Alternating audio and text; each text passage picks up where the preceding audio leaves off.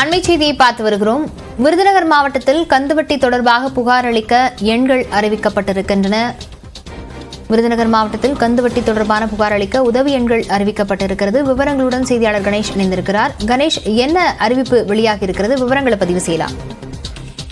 லாவண்யா, விருதுநகர் மாவட்டம் சிவகாசியில் கடந்த 23ஆம் தேதி ஆசிரியர் தம்பதிகள் ஒரே குடும்பத்தைச் சேர்ந்த 5 பேர் கந்துவட்டி கொடுமையால் தற்கொலை செய்து கொண்ட சம்பவம் என்பது விருதுநகர் மாவட்டத்தில் பெரும் அதிர்ச்சியை ஏற்படுத்தியது. இதுபோன்ற எதிர்காலத்தில் ஒரு கந்துவட்டி கொடுமையால் உயிரிழப்பு ஏற்படக்கூடாது என்பதை முன்வைத்துதான் விருதுநகர் மாவட்ட காவல் கண்காணிப்பாளர் பெரோஸ்கான் அப்துல்லா தற்பொழுது இந்த கந்துவட்டி தொடர்பான புகார் அளிப்பதற்கான ஒரு புகார் எண்களை 2 விதமான புகார் எண்களை அளித்திருக்கிறார். குறிப்பாக 9439675758 மற்றும் 9042738739 ஆகிய 2 புகார் எண்களை வாட்ஸ்அப் வசதியுடன் கூடிய புகார் எண்களை அளித்திருக்கிறார். இந்த கட்டுப்பாட்டு அறை என்பது 24 மணி நேரமும் செயல்படும். எப்பொழுது வேண்டுமானாலும் இது தொடர்பான புகார்களை அளிக்கலாம்.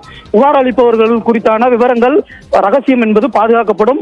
அதே போல இந்த புகார்கள் தொடர்பாக சிறப்பு கவனம் செலுத்தப்பட்டு அதன் மீதான நடவடிக்கை உரிய முறையில் ஏற்படுத்தப்படும் என்ற ஒரு உத்தரவாதத்தை மாவட்ட காவல் கண்காணிப்பாளர் தெரிவித்திருக்கிறார்.